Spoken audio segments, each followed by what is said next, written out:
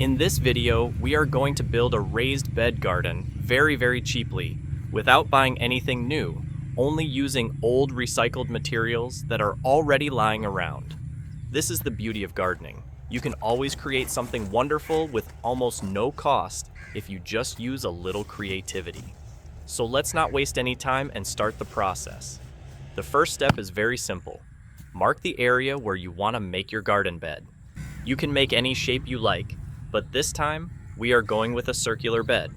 It looks nice, and it also gives you easy access from all sides.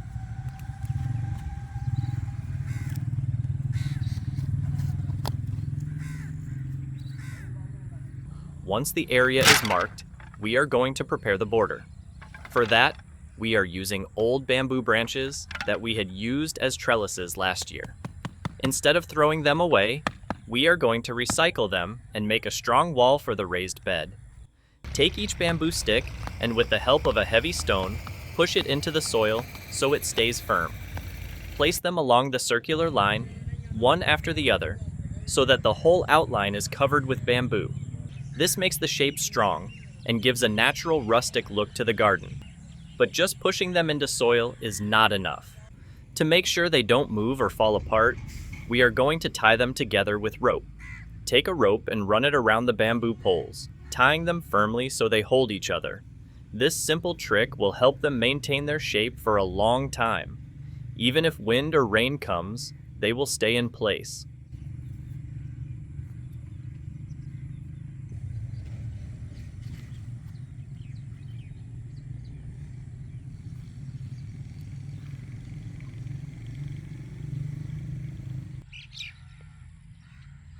Now that the boundary is ready, we need something to keep the soil inside so it does not wash away. For that, we are using old cardboard containers. This is again a very cheap and eco-friendly way of doing it. Place the cardboard all around the inside of the bamboo circle, overlapping the edges so there are no gaps. This will act as a wall to stop soil from escaping, and at the same time, cardboard will slowly break down and add organic matter to the soil. So it is useful in two ways, keeping the soil in and also feeding the soil later.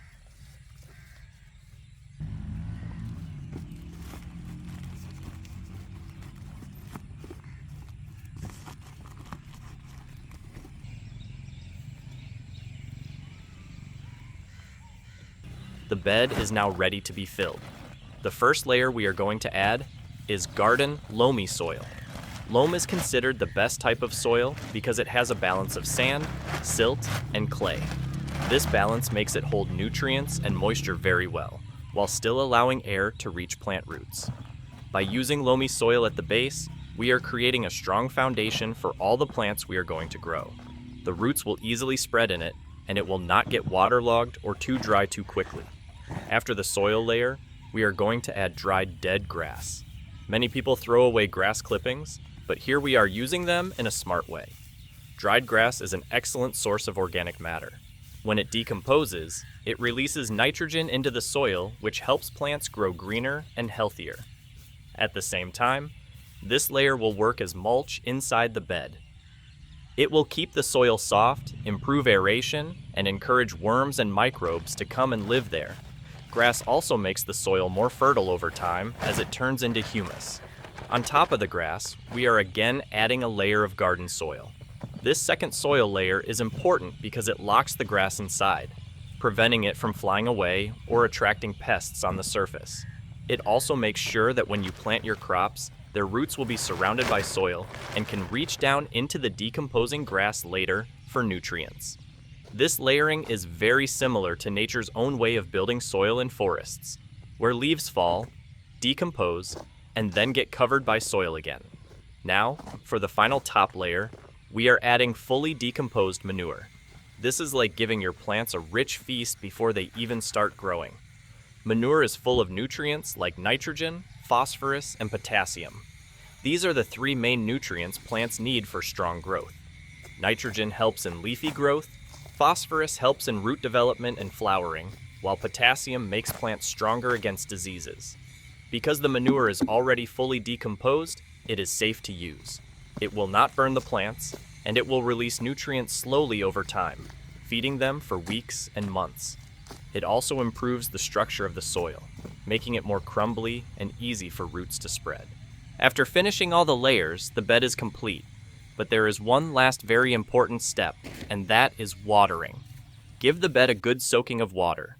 This will help the soil settle down, remove any air pockets, and allow the layers to start mixing naturally. Water also wakes up the microbes present in the soil and manure.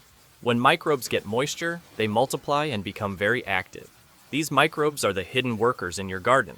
They break down organic matter, release nutrients, and keep the soil alive.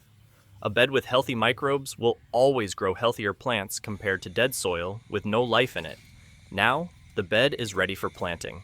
You can grow vegetables, herbs, or flowers, whatever you like. The best part is that we didn't spend any money on buying materials. Everything came from old recycled items: bamboo branches, rope, cardboard, dried grass, garden soil, and manure. By reusing these things, not only did we save money, but we also helped the environment by reducing waste.